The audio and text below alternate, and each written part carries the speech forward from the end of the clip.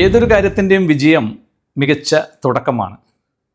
ഒരുപാട് ആളുകൾ ചോദിക്കുന്ന ഒരു ചോദ്യമാണ്, ഒരു ബിസിനസ് തുടങ്ങുന്നതിന് മുമ്പ് എന്തൊക്കെ കാര്യങ്ങളാണ് ശ്രദ്ധിക്കേണ്ടത്, എങ്ങനെയാണ് ഒരു ബിസിനസ്സിലേക്ക് കടക്കേണ്ടത്, അതിൻ്റെ ഒരു ചെക്ക് ലിസ്റ്റ് എന്താണെന്നുള്ളത്. പ്രിയമുള്ളവരെ, സമീപനത്തിലേക്ക് സ്വാഗതം. നിങ്ങൾ ആദ്യമായിട്ടാണ് ഈ ചാനലിൽ വീഡിയോ കാണുന്നതെങ്കിൽ ദയവായിട്ട് ചാനൽ സബ്സ്ക്രൈബ് ചെയ്യുക.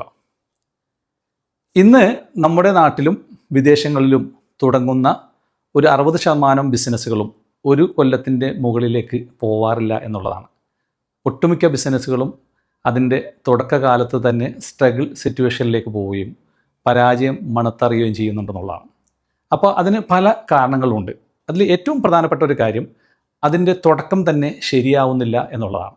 അപ്പോൾ ഒരു ബിസിനസ് തുടങ്ങുമ്പോൾ എന്തൊക്കെ കാര്യങ്ങൾ നമ്മൾ ശ്രദ്ധിക്കണം, എന്തൊക്കെ പ്രിപ്പറേഷൻസുകൾ നമ്മുടെ കയ്യിൽ ഉണ്ടാവണം എന്നുള്ളതാണ് ഇന്നത്തെ വീഡിയോയിൽ ഞാൻ നിങ്ങളുമായിട്ട് പങ്കുവയ്ക്കുന്നത്. ഇതിൽ ഏറ്റവും ഇമ്പോർട്ടൻ്റ് ആയിട്ടുള്ള ഒരു 8-9 കാര്യങ്ങളാണ് ഞാൻ ഇന്ന് നിങ്ങളെ അഡ്രസ്സ് ചെയ്യുന്നത്. ഇതിൽ ഏറ്റവും പ്രധാനപ്പെട്ട ഒന്നാമത്തെ ഒരു കാര്യം, ബിസിനസ്സിലേക്ക് കടക്കുന്നതിന് മുമ്പ് നിങ്ങളുടെ സ്ഥാപനത്തിൻ്റെ പേര്, നിങ്ങൾ കൊടുക്കാൻ ഉദ്ദേശിക്കുന്ന ഒരു പേര്, ആ പേരിലൊരു ക്ലാരിറ്റി നിങ്ങൾക്കുണ്ടാവുക. ഒരു പേര് കണ്ടെത്തുക. അത് നിങ്ങളുടെ ഒരു സ്വപ്ന പദ്ധതിയായിട്ട് നിങ്ങൾ കാണാൻ ശ്രമിക്കുക. ആ പേര് വളർന്ന് വലുതായി ഒരു ബ്രാൻഡായി മാറുന്നതിനെ പറ്റി നിങ്ങൾ ചിന്തിക്കുക. അങ്ങനെ ഒരു നല്ലൊരു പേര് നിങ്ങൾ കണ്ടെത്തുക എന്നുള്ളതിൻ്റെ ഒന്നാമത്തെ സ്റ്റെപ്പ് എന്ന് പറയുന്നത്. രണ്ടാമത്തെ സ്റ്റെപ്പ് എന്ന് പറഞ്ഞാൽ ആ പേരിൽ നിങ്ങൾ സ്വന്തമായിട്ടൊരു ലൈസൻസ് എടുക്കുക എന്നുള്ളതാണ്. അതിപ്പോൾ നാട്ടിലാണെങ്കിൽ നാട്ടിലെ ഒരു ലൈസൻസ് എടുക്കുക. അതിൽ തന്നെ സിംഗിൾ ഓണറും മൾട്ടി ഓണർ ഓപ്ഷൻസുകളുള്ള പല ഓപ്ഷൻസുകളുണ്ട്. അതുപോലെ തന്നെ നാട്ടിലാണെങ്കിൽ നിങ്ങൾ അതിൻ്റെ GST നമ്പറും കാര്യങ്ങളും എടുക്കാം.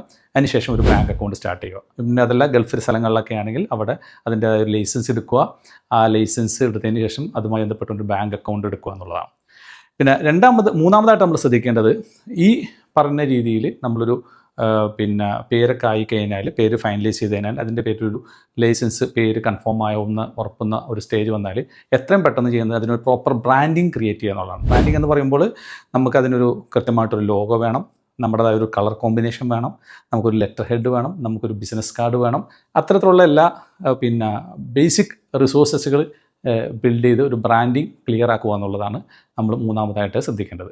നാലാമതായിട്ട് ശ്രദ്ധിക്കേണ്ടത്, നമുക്ക് എല്ലാ ഡിജിറ്റൽ അസറ്റ്സുകളും വേണം.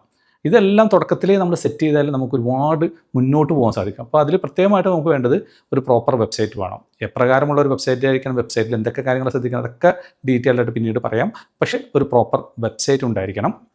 അതുപോലെ തന്നെ നമുക്ക് കൃത്യമായിട്ടുള്ള സോഷ്യൽ മീഡിയ അക്കൗണ്ടുകൾ ഉണ്ടായിരിക്കണം. അത് ഫേസ്ബുക്ക് ആവാം, ഇൻസ്റ്റാഗ്രാം ആവാം, ലിങ്ക്ഡിൻ ആവാം, എന്നതല്ല യൂട്യൂബ് ആവാം. അങ്ങനെയുള്ള എല്ലാ സോഷ്യൽ മീഡിയ അക്കൗണ്ട്സുകളും കാര്യങ്ങളൊക്കെ ഉണ്ടായിരിക്കണം. പിന്നെ നമ്മൾ അഞ്ചാമതായിട്ട് ശ്രദ്ധിക്കേണ്ടത്, ഇതിൽ നമുക്ക് ഒരു കണ്ടൻറ് മാർക്കറ്റിംഗ് നമ്മൾ ചെയ്യണം. കണ്ടൻറ് മാർക്കറ്റിംഗ് എന്ന് പറഞ്ഞാൽ നമുക്ക് ബ്ലോഗ് ഉപയോഗിച്ചിട്ടും യൂട്യൂബ് ഉപയോഗിച്ചിട്ടും ഡിഫറൻ്റ് ആയിട്ടുള്ള കണ്ടൻറ്റുകൾ ഡെലിവറി ചെയ്ത് ആളുകളിലേക്ക് എത്തിക്കാൻ നമുക്ക് സാധിക്കണം. അപ്പോൾ അതിലൂടെയൊക്കെ നമുക്ക് ഒരുപാട് റീച്ച്, നമ്മുടെ പബ്ലിസിറ്റിയൊക്കെ നമുക്ക് കൊണ്ടുവരാൻ പറ്റും. പ്രത്യേകിച്ച് പേയ്മെൻറ്റുകളൊന്നും ചെയ്യാതെ തന്നെ കണ്ടൻറ് മാർക്കറ്റിംഗ് അതെങ്ങനെ ചെയ്യുക, അതിൻ്റെ ഡീറ്റെയിൽ ആയിട്ടുള്ള വശങ്ങൾ എങ്ങനെയാണ്, അതെല്ലാം ഇൻഷാ അല്ലാഹ് അടുത്ത എപ്പിസോഡുകൾ തീർച്ചയായിട്ടും ഞാൻ നിങ്ങളുമായിട്ട് ഷെയർ ചെയ്തായിരിക്കും.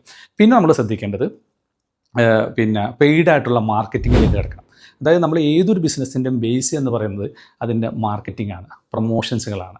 അപ്പോൾ നമ്മൾ ജനങ്ങളിലേക്ക് നമ്മുടെ പ്രൊഡക്റ്റോ സർവീസോ എത്തണമെങ്കിൽ സ്വാഭാവികമായിട്ടും നമുക്ക് വേണ്ടത് അതിന് പരസ്യം കൊടുക്കുക എന്നുള്ളതാണ്. അത് തന്നെയാണ് മാർക്കറ്റിംഗ് എന്ന് ഉദ്ദേശിക്കുന്നത്. അപ്പോൾ അത്തരത്തിലുള്ള ഡിഫറെൻറ്റ് മാർക്കറ്റിംഗ് സോഴ്സുകൾ ഉപയോഗിച്ചുകൊണ്ട് നമുക്ക് ജനങ്ങളിലേക്ക് നമ്മുടെ പ്രൊഡക്റ്റിനെയും സർവീസിനെയും മാർക്കറ്റ് ചെയ്താൽ മാത്രമാണ് ജനങ്ങൾ ഈ പ്രൊഡക്റ്റുകൾ അറിയുള്ളൂ.